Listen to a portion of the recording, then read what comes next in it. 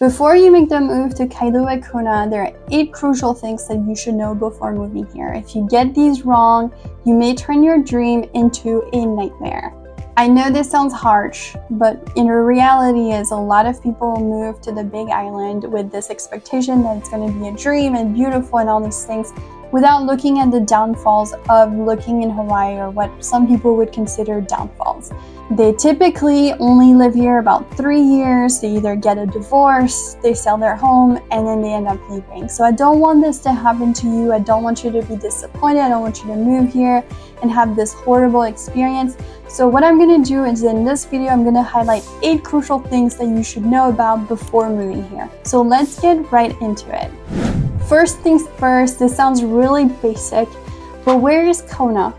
There's actually 2 Konas. There's one that's called Kailua, right? And Kailua is actually in Oahu. The other one's called Kailua-Kona, which is typically referred to as Kona, and that is on the Big Island. I know this sounds really silly, but we've had a lot of people who fuse the two, and they book a flight in one island, and then they book an Airbnb in the other island. And then they're very confused as to why they can't check in, they can't find a place, or their GPS tells them to throw themselves into the ocean. So just know that there's another case that's similar to this, which is called Waimea. There's a Waimea in Kauai, there's a Waimea on the Big Island, and there's also a Waimea on Oahu. So double check that as well. Just make sure you cover your basics of geography. The second thing is, a lot of people assume that the weather is beautiful year-round. It is true in certain areas, but what you should know as well is that the Big Island actually has 10 of the 14 climate zones that exist around the world. Think about that again, 10 out of the 14 climate zones. That means that there's a huge variety in the type of weather, temperatures, and what your lifestyle looks like, and specifically also the landscape. The landscape can really change around where you are. So make sure that you're advised by somebody who's knowledgeable, who's able to help you really paint the picture of what your life would be on a daily basis. I think one of the things that really breaks my heart is that some people will come to an open house, or they'll come and fall in love with this home that they're touring with their realtor. It's a beautiful sunny day, they're having just a great time, and then it turns out that was just a one-off, and typically it's just rainy all day long. And they didn't know that, and so they really had the wrong expectation, and had they known, they would have lived in a different area. So I think it's something that you really should look into, and we have a couple videos where we talk about the weather, the temperatures, and all that kind of stuff. But I'll make some more to kind of go over like different neighborhoods. Anyway, the main things that you want to know, or that you should look into, are elevation. Elevation always has a huge impact on the temperature here on the Big Island.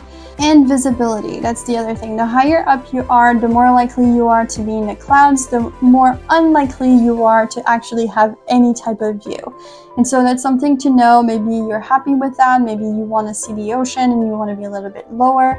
So just something to keep in mind. The other thing is, the closer you are to the shore, typically the windier it is and the hotter it is. So just a few pointers there. If you're looking specifically just in Kona, the highs, so the hottest temperatures, are typically in August to September, and they're around 81 to 87 degrees. The lows are typically around 68 to 75 degrees, and those are in December through February. Another thing that a lot of people don't realize is the cost of living. The cost of living in Hawaii is much higher than it would be on the mainland. And you can look at all of the calculators online that talk about cost of living and the different types of income that you need for moving from one city to the other city to have the exact same lifestyle. And you'll typically see that your income needs to be much higher because the cost of living is higher here. Now, one of the good news about this is that the Big Island is the cheapest out of all the islands to live in. According to the US Census, it says that the gross rent in Hawaii County, the Big Island, is right around $1,200. If you're looking in Maui County, you're going to be just a little bit above $1,500. If you're in Honolulu, it'll be right at $1,750, and Kauai is right under $1,400 a month. So there you go, Hawaii County is the least expensive. Another thing that a lot of people don't realize is, and they have the wrong expectations about what is fun and what you can do here. So the Hawaii lifestyle is definitely not for somebody who's looking for a fast-paced environment where they go to concerts and there's all types of action in terms of events and things like that are happening all the time. If you're looking to go like bar hopping and go from one bar with concert to the other, or go to all these events or sporting events, anything like that, we really don't have that right here in Hawaii. What we do have is a lot of outdoor. And so for the person who really loves nature and doing outdoor related activities, this is the perfect place to live. It is fast-paced in the sense that you can do a lot of fun stuff that are outdoor, just not entertainment-related things. So if you like snorkeling, fishing, surfing, kayaking, boogie boarding, anything like that, or if you like more land stuff like hiking, cycling, walking around by the ocean, like strolling, stargazing, bird watching, we have a lot of camping and four-wheel drive as well, like people are really into that. So you can do a lot of these types of activities. Another thing that a lot of people get wrong and the expectations are totally off is where's the best place to live. They have a certain picture, a thought process about this is what I want, and I know that I want to live in this neighborhood. And typically that's true for some people who are really knowledgeable about Hawaii, have been here so many times, they know the neighborhoods in and out. But there's also a lot of people who've been here casually during vacations, who have gone to like a few open houses, but really they don't know what the lifestyle is like in different neighborhoods. And one of the biggest mistakes that I've seen during COVID is that because the inventory was so low, the perfect home with the perfect feel and lifestyle for certain people was not available.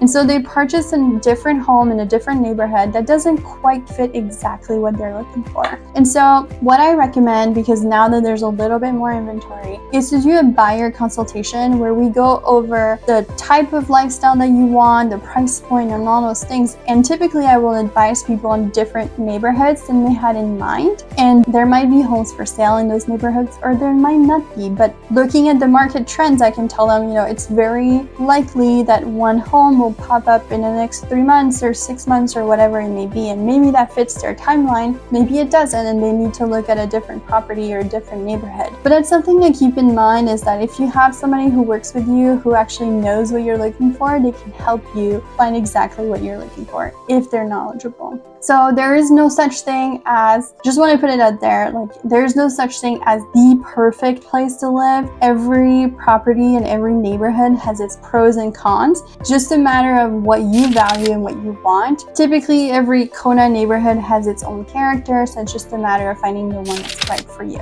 Another thing that a lot of people get wrong, and it really breaks my heart, is they don't understand that Hawaii is a rabies-free state. And so the main question is, can I bring my pet, right? And so yes, you can definitely bring your pet, but there are a lot of steps to go through to make sure that your pet doesn't end up in what I consider a pet prison in Honolulu. It's a quarantine facility that is maintained by the Hawaii state. I'm sure it's beautiful, I'm sure it's great. However, I've heard a lot of horror stories from people where their pet died, passed away in those facilities, not because they weren't taken care of, but mostly because it's such a long quarantine and their pets were taken away and now thrown, with a whole bunch of other pets in a boarding situation. And so they don't know what's going on. And even though you can go and visit your pets, it's not the same as being at home. So typically those pets get really sad and eventually pass.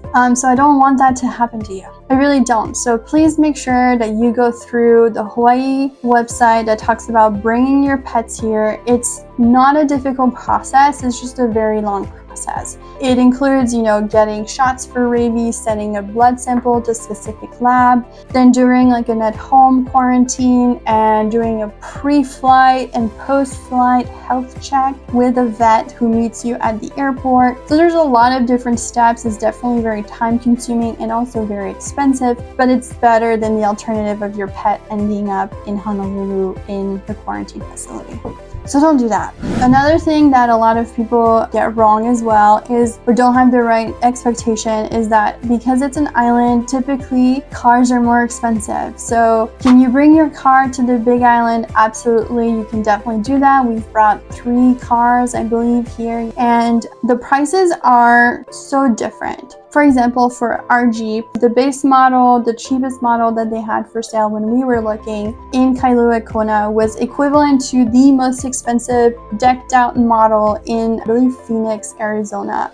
And so what we ended up doing is my husband flew to Phoenix, purchased the property, and brought it over because it's just cheaper. The typical cost to ship a vehicle from the California coast to here, there's multiple ports that you can look into, was around $1,700 to $2,000, depending on the vehicle and the weight of each vehicle and the size of it. So it's pretty inexpensive. I've had clients who found great deals on new models at the end of the year when they're rolling in the new models. I've had other clients who thought the prices were completely absurd and ended up doing the same thing that we did, where they purchased the car on the mainland and brought it over. So it really depends on you and your preference and what you're looking for. Different providers that you can use are Matson, Pasha, and Young Brothers for Inner Island.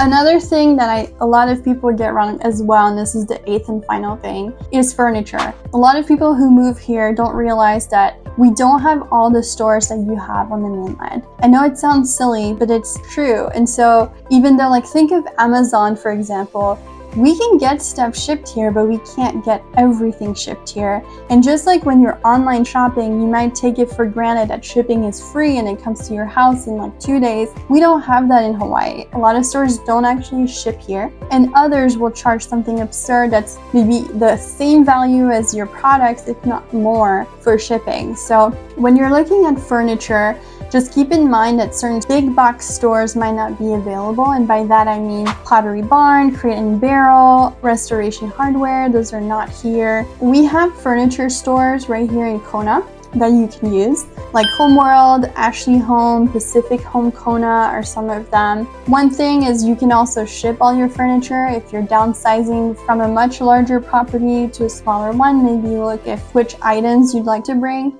We brought everything over from Houston, Texas, and it cost us around $7,000. So I hope this video was helpful and you got a good idea of, 8 things that you should know before moving here that will make your life much better. Aloha, I'll see you on the next one.